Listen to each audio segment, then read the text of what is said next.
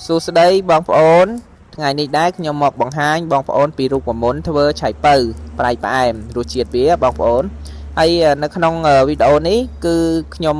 ទឹកយកឆៃថាវ5គីឡូហើយស្ករ4ខាំនិងអំបិល2ខាំបងប្អូនរូបមន្តនេះរបៀបក្នុងការធ្វើមិនជាពិបាកទេបងប្អូនជំហានដំបូងបងប្អូនយកឆៃថាវទៅលាងទឹកកោសដីកោសអីឲ្យស្អាតទៅប៉ុន្តែយើងកុំចិត្តសបកបងប្អូនយើងគ្រាន់តែលាងទឹកទៅដល់ពេលកន្លែងណាដូចថាខ្មៅអីយើងកាត់វាចោលទៅហើយបន្ទាប់ពីយើងលាងទឹកហើយយើងចិតវាជាចំណិតអញ្ចឹងទៅក្នុងវីដេអូដែលខ្ញុំបង្ហាញអញ្ចឹងហើយកាលណាដែលយើងចិតតូចពេកឆៃពៅយើងទៅជាស្វិតអត់ស្រួយទេបងប្អូន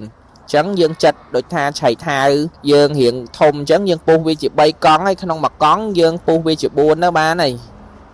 អានេះដោយសារថាឆៃថាវខ្ញុំវារៀងធំដែរដល់ពេលអញ្ចឹងយើងលៃទៅតាមហ្នឹងណាបន្ទាប់ពីយើងចាត់រួចរាល់ហើយយើងចាប់ផ្ដើមរៀបចំគ្រឿងដើម្បីយើងច្បល់វាចូលគ្នាបងប្អូន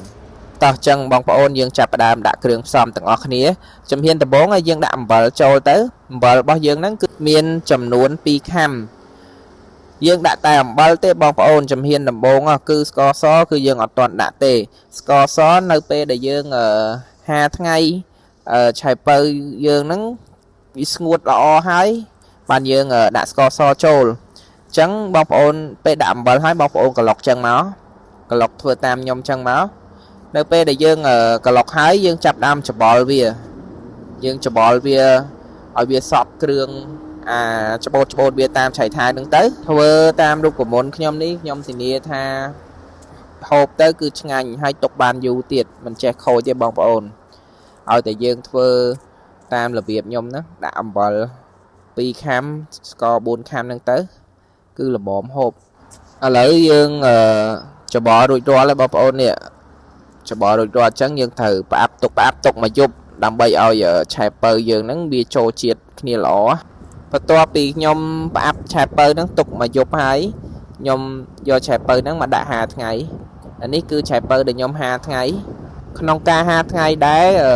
ខ្ញុំ51ថ្ងៃកន្លះដោយសារថាមានថ្ងៃខ្លាំងគឺខ្ញុំ51ថ្ងៃកន្លះបើសិនជាបងប្អូនអត់សូវមានថ្ងៃទេបងប្អូនអាច52ថ្ងៃទៅ2ថ្ងៃកន្លះទៅ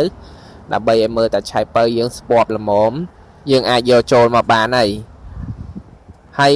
នេះគឺជាឆៃពៅដែលខ្ញុំយកចូលមកហើយគឺវាប៉ុណ្ណឹងយើងអាចយកបានហើយវាឡើងទៅជាពណ៌ហ្នឹងណាគឺយើងអាចយកវាទៅដាក់ស្ករបានហើយល្អបងប្អូនមើលពណ៌វាទៅឆៃពៅនេះវាអត់មានស្ពោតទេរូបរាងវាគឺល្អតែម្ដងល្មមមិនទូចពេកមិនធំពេកហើយស្រួយឆ្ងាញ់ណាស់ចឹងឥឡូវយើងបានប្រមូលវារួចរាល់ហើយយើងចាប់ដាក់ស្ករចូលស្ករយើងមានចំនួន4ខាំយើងចាប់ដាក់ចូលទៅបាទយើងចាក់ចូលចឹងទៅហើយយើងច្បល់វាឲ្យចេញទឹកទៀតច្បល់វារហូតដល់វាចេញទឹកឥឡូវឆៃពៅយើងបានចេញទឹកហើយបងប្អូននៅពេលដែលវាចេញទឹកអញ្ចឹងគឺយើងចាប់ផ្ដើមយកឆៃពៅហ្នឹងមកដាក់ចូលក្នុងកំប៉ុងហើយបន្ទាប់ពីយើងដាក់ឆៃពៅចូលក្នុងកំប៉ុងរួចរាល់ហើយអស់អាទឹកនៅក្នុងកធុនហ្នឹងគឺយើងយកវាចាក់វាពីក្នុងកធុនហ្នឹងចូលកំប៉ុងហ្នឹងឲ្យអស់ទៅបងប្អូនពេលដែលយើងចាក់ហើយយើងផ្អាប់វាទុកចោលរយៈពេល2ថ្ងៃ